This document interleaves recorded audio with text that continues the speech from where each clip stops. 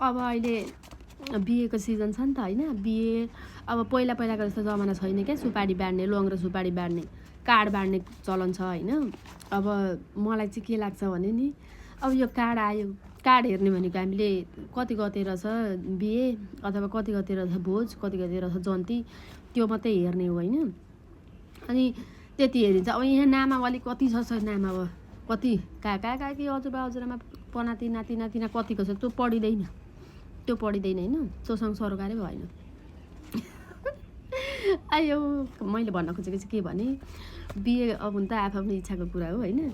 अब यो कार्ड छाप्दा पनि त पैसा लाग्छ, खर्च लाग्छ नि त। आफू त अब खर्च बर्चको अब यसो हिसाब किताब गर्ने मान्छे, अब मेरो विचार है, अब सबैसँग मेल खानुपर्छ भन्ने होइन। हामीले छाप्ने कार्ड तल के टाउको दुखाइ भन्ने कुरो पनि आउला हो। अब भन्न त पाइयो नि त, गणतन्त्र भन्छन्, लोकतन्त्र भन्छन्, के तन्त्र भन्छन् होइन।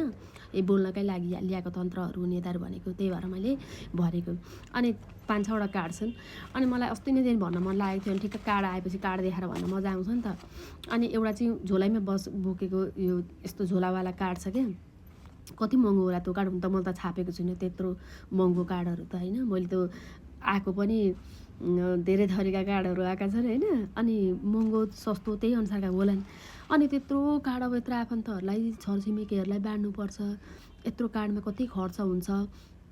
त्यो खर्चले त बरु यसो छोरी ज्वाइँलाई टिकै लाएर बरु दक्षिणै दिउँ, बरु एउटा त्यो कार्ड छाप्ने त्यत्रो पैसा समग्रमा बरु एउटा सुनै जोडिदिउँ, भोलि बरु काम लाग्छ। यो के काम छ अहिले हेर, ऊ डस्टबिन भरिन्छ। अब यो त सजाएर राख्ने कुरो आएन, यसलाई खाने कुरो चलाउने कुरो पनि आएन।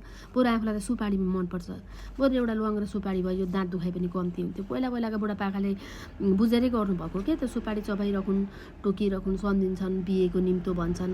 ल्वाङले दाँतको काम गर्छ, शरीरलाई स्वास्थ्य पनि हुने भनेर मरिच, ल्वाङ, सुपारी यत्रो प्लास्टिकमा पोको पारेर कागजमा अथवा गोजीमा हालेर ल्याउने चलन थियो, बाँड्ने चलन थियो। अहिले हरायो त्यो चलन, हेर्नु त त्यो। अनि मलाई त्यो भन्न मन लागेको, छोरा बुहारीको छोराको छ भने छोरा बुहारीलाई बरु दक्षिणा दिउँ, बुहारीलाई बरु एउटा तारो लगाइदिउँ होइन त, त्यो कार्ड छाप्ने पैसाले जस्तो लाग्छ है। भनेको धेरैजनाले छैन, यत्रो महँगो कार्ड ल्याएर के गर्नु हौ, भरे डस्टबिनमै हाल्नको है, रान फोहोरमा भनेर एउटा दिदीले त्यो कार्ड बाँड्दा भनिहाल्नु, फ्याट्टै फेरि लिनै नपाइकन।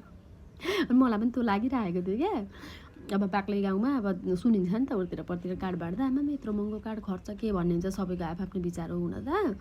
अनि अहिले त मोबाइल छ, फोन छ, पुगिन्छ भने दियो, भेटिन्छ भने लु है बिहे छ फलानु गते यस्तो छ भन्ने हो। आफन्त र छिमेकीलाई नै बोलाउने हो, नचिनेकालाई त बोलाइँदैन। अनि यस्तो छ त्यस्तो छ भनेर बोलाउँदा भइहाल्छ। कार्डै अब त्यो महँगो महँगो कार्ड गर्दा मात्रै राम्रो ठुलो हुने,